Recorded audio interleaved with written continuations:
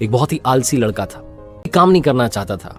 उसे किसी ने बताया कि एक आश्रम है, वहां पर जाओ, आराम से रहो, 2 समय का भोजन मिल जाता है, बीच में नाश्ता मिल जाता है। उसने कहा बढ़िया। सारे काम छोड़ करके, सांसारिक जीवन छोड़ करके उसने कहा बाबा बनूंगा। चल दिया। भोला भाला था, आलसी था, वहां रहने लगा। जो आश्रम में गुरुजी थे उस समय पर प्रवचन देते थे, बाकी समय आराम करता था, भोजन कर लेता था, सो जाता था, भरपेट खाना मिलता था।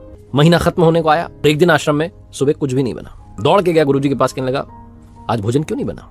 गुरुजी ने कहा बेटा आज एकादशी है, जितने आश्रम के सदस्य हैं सबका उपवास है और तुम्हारा भी उपवास है, आज भोजन नहीं बनेगा। आलसी था लेकिन भूख बहुत लगती थी। इसने कहा नहीं ऐसा नहीं हो सकता, मुझे तो भोजन करना है। गुरुजी ने कहा ठीक है, जाओ भंडारे में से ले जाओ सामान और बाहर ले जाके, आश्रम में नहीं बनेगा, बाहर ले जा करके बना लो। याद रखना भोजन बनाने के बाद सबसे पहले भगवान को भोग लगाना, फिर तुम प्रसाद पाना। उसने कहा ठीक है। वो लड़का अनाज लेकर के चल दिया, बाहर जाकर के भोजन पकाने लगा। भोजन तैयार हुआ, उसके बाद कहने लगा प्रभु श्री राम आइए, पधारिए, भोग लगाइए। भगवान श्री राम उसकी सरलता पर प्रसन्न हो गए और दर्शन दे दिए। उसने देखा कि भगवान श्री राम आए हैं और साथ में माँ सीता भी आई हैं। भगवान श्री राम ने, माँ सीता ने भोजन किया और उसके बाद वो जाने लगे।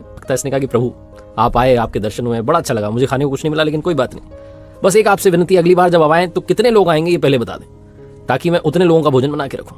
ये आश्रम में गया, फिर से इसका रूटीन चलने लगा। एकादशी आई, फिर वो अनाज लेकर के चला। आपकी बार इसने 3-4 लोगों का ले लिया कि भगवान श्री राम अपने साथ में कोई ना कोई लेकर के आते हैं।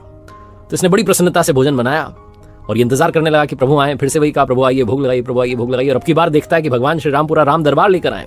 अब इसने 3-4 लोगों का भोजन बनाया था, अब की बार फिर कम पड़ गया। फिर से आश्रम गया, वही रूटीन चला। फिर एकादशी आई, गुरुजी को कहने लगा कि गुरुजी अब की बार मुझे थोड़ा ज्यादा अनाज चाहिए। गुरुजी का दिमाग ठनका कि कर क्या रहा है, ये कहीं ले जा के बेच तो नहीं रहा। लेकिन गुरुजी ने सोचा कि एक बार चल के देखते हैं क्या करता है इस अनाज का। वो जो भक्त था भोला सा, वो लेकर के पहुंचा सारा अनाज और पहुंच गया नदी के किनारे और भाई प्रेम से जो था पुकार लगाने लगा। लेकिन अब की बार उसने भोजन बनाया नहीं। उसने कहा मैं तो सामान रख लेता हूँ, वो आएंगे, जितने आएंगे खुद बना के खा लेंगे। गुरुजी छुप करके सारा देख रहे थे कि ये भोजन तो बनाया नहीं इसने और आवाज लगा रहा है प्रभु आओ प्रसादी पाओ, प्रभु आओ प्रसादी पाओ।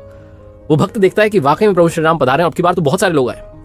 तो उसने हाथ जोड़ के कहा प्रभु माफ करना, आप बहुत सारे आते हैं, मुझे संख्या पता नहीं होती है, मेरी हिम्मत नहीं कि मैं इतने लोगों का भोजन बनाऊं, आप स्वयं आइए, बनाइए, खाइए, प्रसादी पाइए। जो गुरुजी थे वो छुप करके देख रहे थे, समझ नहीं पा रहे थे कर क्या रहा है। तो दौड़ के आए, कहने लगे तुम अब तक भोजन बनाया क्यों नहीं, कर क्या रहे हो, देख क्या रहे हो उसको। तो उसने कहा गुरुजी आपको नहीं दिख रहा है भगवान श्री राम पधार चुके हैं। तो गुरुजी ने कहा पागल हो गया है, मुझे तो कोई दिख नहीं रहा है। ये जो भोला सा भक्त था इसका दिमाग ठनक गया। इसने कहा क्या हो रहा है। इसने कहा भगवान कर क्या रहे हो, कृपा करके गुरुजी को दिख जाओ। भगवान ने कहा नहीं मैं दिख नहीं सकता, जो सरलता तुम में है वो गुरुजी में नहीं है।